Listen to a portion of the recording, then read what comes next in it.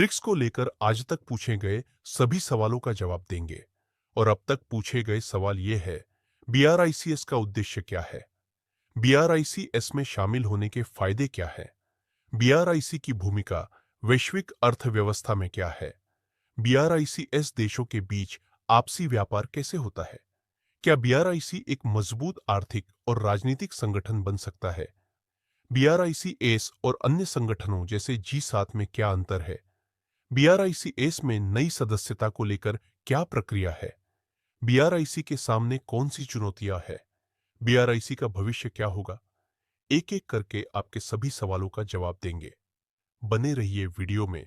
यदि चैनल पर नए हैं तो चैनल को सब्सक्राइब जरूर करें। ब्रिक्स का उद्देश्य विकासशील देशों के बीच सहयोग और साझेदारी को बढ़ावा देना है। इसमें ब्राजील, रूस, भारत, चीन और दक्षिण अफ्रीका शामिल है। बीआरआईसीएस का मुख्य लक्ष्य सदस्य देशों के बीच आर्थिक, व्यापारिक और राजनीतिक संबंधों को मजबूत करना है, ताकि ये देश वैश्विक अर्थव्यवस्था में महत्वपूर्ण भूमिका निभा सकें। इसके अतिरिक्त बीआरआईसीएस का उद्देश्य अंतर्राष्ट्रीय वित्तीय संस्थानों में सुधार, विकासशील देशों की आवाज को सशक्त करना और सामूहिक रूप से चुनौतियों का सामना करना भी है। ब्रिक्स में शामिल होने के कई फायदे हैं, जो सदस्य देशों के आर्थिक, राजनीतिक और सामाजिक विकास में योगदान करते हैं। इनमें से कुछ प्रमुख फायदे इस प्रकार हैं। ब्रिक्स सदस्य देशों के बीच व्यापार और निवेश के अवसर बढ़ते हैं। आर्थिक सहयोग से इन देशों को संसाधनों और बाजारों का बेहतर उपयोग करने का मौका मिलता है, जिससे आर्थिक विकास तेज होता है। बीआरआईसीएस ने न्यू डेवलपमेंट बैंक एनडीबी की स्थापना की है, जो सदस्य देशों के बुनियादी ढांचे और विकास परियोजनाओं के लिए फंडिंग प्रदान करता है। इससे विकासशील देशों को अधिक वित्तीय सहायता मिलती है। ब्रिक्स सदस्य देश सामूहिक रूप से अंतर्राष्ट्रीय मंचों पर एक शक्तिशाली आवाज बनते हैं। इससे वैश्विक निर्णयों में विकासशील देशों की भूमिका बढ़ती है और पश्चिमी देशों का वर्चस्व घटता है। ब्रिक्स का मुख्य उद्देश्य विकासशील देशों की चुनौतियों को समझना और उनका समाधान निकालना है। इससे सदस्य देशों को आपस में अनुभव और ज्ञान साझा करने का अवसर मिलता है। ब्रिक्स एक्स विभिन्न संस्कृतियों, राजनीतिक प्रणालियों और आर्थिक मॉडलों का समूह है, जिससे सदस्य देशों को विविध विचारधाराओं और नीतियों से सीखने का मौका मिलता है। बीआरआईसी देश आपसी सुरक्षा और आतंकवाद विरोधी अभियानों में भी सहयोग करते हैं, जिससे क्षेत्रीय और वैश्विक सुरक्षा सुनिश्चित करने में मदद मिलती है। ब्रिक्स में शामिल होने से सदस्य देशों को सामूहिक रूप से अपनी आर्थिक और राजनीतिक स्थिति को मजबूत करने का अवसर मिलता है। ब्रिक्स की वैश्विक अर्थव्यवस्था में महत्वपूर्ण भूमिका है, क्योंकि यह समूह दुनिया के 5 प्रमुख उभरते हुए और विकासशील देशों को एक मंच पर लाता है। बीआरआईसीएस की भूमिका को समझाया है। बीआरआईसीएस देशों का कुल सकल घरेलू उत्पाद जीडीपी वैश्विक अर्थव्यवस्था का एक बड़ा हिस्सा है। ये देश अपने विशाल उत्पादन, उपभोग और निर्यात के कारण वैश्विक आर्थिक विकास को गति देते हैं। चीन और भारत जैसे बड़े बाजारों की मौजूदगी इसे और अधिक प्रभावी बनाती है। वैश्विक अर्थव्यवस्था में विकसित देशों का वर्चस्व रहा है, लेकिन बीआरआईसीएस विकासशील देशों को एक मजबूत मंच प्रदान करता है। यह समूह अंतर्राष्ट्रीय वित्तीय संस्थानों जैसे विश्व बैंक और आईएमएफ में सुधार की मांग करता है, ताकि विकासशील देशों के हितों का बेहतर प्रतिनिधित्व हो सके। बीआरआईसीएस देशों के बीच आपसी व्यापार और निवेश में तेजी आई है, जिससे न केवल इन देशों को फायदा हो रहा है, बल्कि यह वैश्विक व्यापार और निवेश के प्रवाह को भी बढ़ा रहा है। यह वैश्विक आर्थिक असंतुलन को कम करने में सहायक हो सकता है। बीआरआईसीएस ने न्यू डेवलपमेंट बैंक की स्थापना की है, जो बुनियादी ढांचा और सतत विकास परियोजनाओं के लिए वित्तीय सहायता प्रदान करता है। यह बैंक विश्व बैंक और आईएमएफ का एक विकल्प है और विकासशील देशों के आर्थिक विकास को गति देने में मदद करता है। बीआरआईसीएस देशों के पास प्राकृतिक संसाधनों, प्रौद्योगिकी और औद्योगिक ताकतों की विविधता है। ये देश विभिन्न क्षेत्रों में आपसी सहयोग बढ़ाकर वैश्विक व्यापार और निवेश को नई दिशा प्रदान कर सकते हैं, जो वैश्विक आपूर्ति श्रृंखला में स्थिरता लाता है। ब्रिक्स देशों का लक्ष्य अंतर्राष्ट्रीय वित्तीय प्रणाली में सुधार लाना है, ताकि यह अधिक न्याय संगत और संतुलित हो। इसका उद्देश्य डॉलर के वर्चस्व को चुनौती देना और अन्य मुद्राओं को प्रोत्साहित करना है। बीआरआईसीएस देश, विशेष रूप से संकट के समय, वैश्विक आर्थिक स्थिरता में अहम भूमिका निभाते हैं। ये देश आर्थिक अस्थिरता और वित्तीय संकटों का मुकाबला करने के लिए सहयोग बढ़ाते हैं, जिससे वैश्विक अर्थव्यवस्था पर सकारात्मक प्रभाव पड़ता है। इन सभी पहलुओं के माध्यम से बीआरआईसीएस वैश्विक अर्थव्यवस्था में संतुलन और विविधता लाने में सहायक है और विकासशील देशों को एक मजबूत आर्थिक शक्ति के रूप में उभरने में मदद करता है। ब्रिक्स देशों के बीच आपसी व्यापार कई तरह से होता है और इसका उद्देश्य व्यापारिक संबंधों को मजबूत करके आर्थिक विकास को बढ़ावा देना है। ब्रिक्स देशों के बीच आपसी व्यापार की प्रक्रिया मुद्रा विनिमय। बीआरआईसीएस देशों के बीच व्यापारिक लेन देन कई बार अमेरिकी डॉलर के बजाय उनकी स्थानीय मुद्राओं में होता है।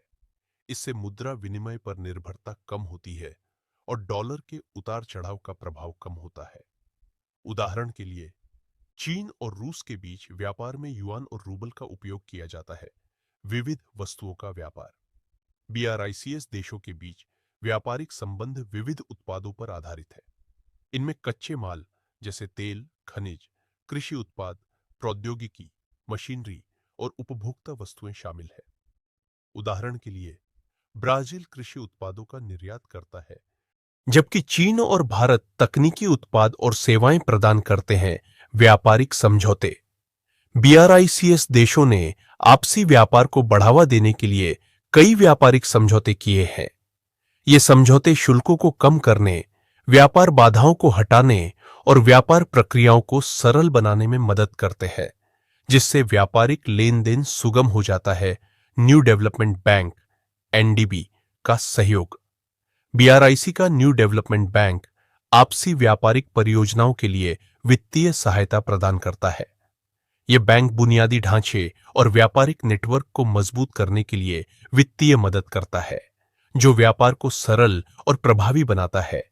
बीआरआईसीएस देशों के बीच न केवल वस्तुओं का व्यापार होता है, बल्कि सेवा क्षेत्र में भी काफी व्यापार होता है, जैसे सूचना प्रौद्योगिकी, स्वास्थ्य सेवाएं और शिक्षा। चीन और भारत इस क्षेत्र में अग्रणी है और बीआरआईसीएस के अन्य देशों के साथ सेवा आधारित व्यापार बढ़ा रहे हैं। बीआरआईसी देश विनिर्माण और औद्योगिक उत्पादन में भी सहयोग कर रहे हैं। चीन और भारत जैसे देश सस्ते उत्पादों का उत्पादन करते हैं, जबकि रूस और ब्राजील खनिज और प्राकृतिक संसाधन प्रदान करते हैं। इससे आपसी व्यापारिक सहयोग से सभी देशों को लाभ होता है। बीआरआईसीएस देश समय समय पर व्यापार मेले और बिजनेस सम्मेलनों का आयोजन करते हैं, जहां विभिन्न उद्योगों के प्रतिनिधि मिलकर व्यापारिक अवसरों की पहचान करते हैं और व्यापारिक संबंधों को बढ़ावा देते हैं।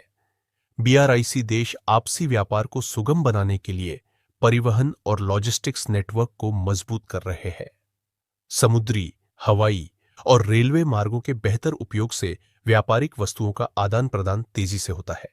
इन माध्यमों से बीआरआईसीएस देशों के बीच आपसी व्यापार निरंतर बढ़ रहा है, जिससे इन देशों की अर्थव्यवस्थाओं को गति मिल रही है और वैश्विक व्यापार में उनका योगदान भी बढ़ रहा है। बीआरआईसीएस एक मजबूत आर्थिक और राजनीतिक संगठन बन सकता है, लेकिन इसके लिए सदस्य देशों के बीच अधिक सहयोग, साझा हितों पर ध्यान और संरचनात्मक सुधार आवश्यक है। आर्थिक दृष्टिकोण से ये देश संसाधनों और बाजारों में बड़े खिलाड़ी हैं, लेकिन असमान विकास दर, राजनीतिक मतभेद और भू-राजनीतिक चुनौतियां इसकी मजबूती में रुकावट बन सकती है। अगर ब्रिक्स सदस्य देश आपसी व्यापार, निवेश और वैश्विक मुद्दों पर एक मजबूत संयुक्त नीति बनाते हैं, तो यह संगठन प्रभावी रूप से वैश्विक स्तर पर एक शक्तिशाली इकाई बन सकता है।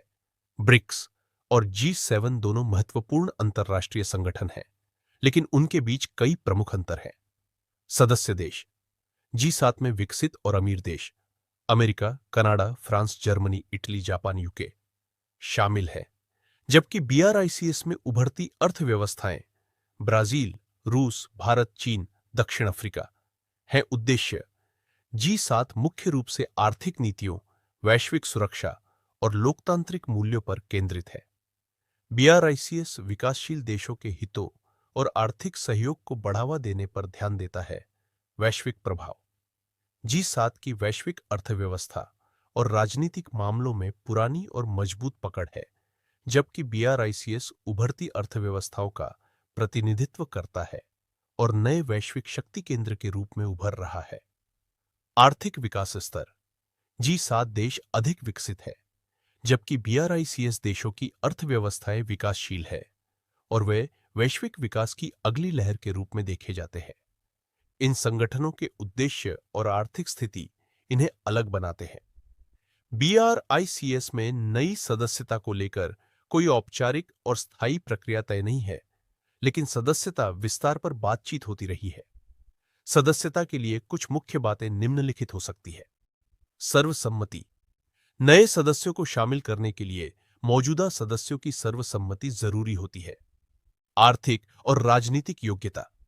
नए सदस्य के रूप में ऐसे देश चुने जाते हैं जिनकी उभरती अर्थव्यवस्था हो और जो वैश्विक स्तर पर महत्वपूर्ण भूमिका निभाने की क्षमता रखते हो। आम हित। नए देशों का शामिल होना ब्रिक्स के आर्थिक और राजनीतिक लक्ष्यों के अनुरूप होना चाहिए, जैसे दक्षिण-दक्षिण सहयोग और बहुपक्षीय विश्व व्यवस्था का समर्थन। 2023 में दक्षिण अफ्रीका में हुए ब्रिक्स शिखर सम्मेलन में 6 नए सदस्यों सऊदी अरब, ईरान, मिस्र, UAE, अर्जेंटीना और इथियोपिया को शामिल करने का निर्णय हुआ, जो इस प्रक्रिया के गतिशील होने का संकेत।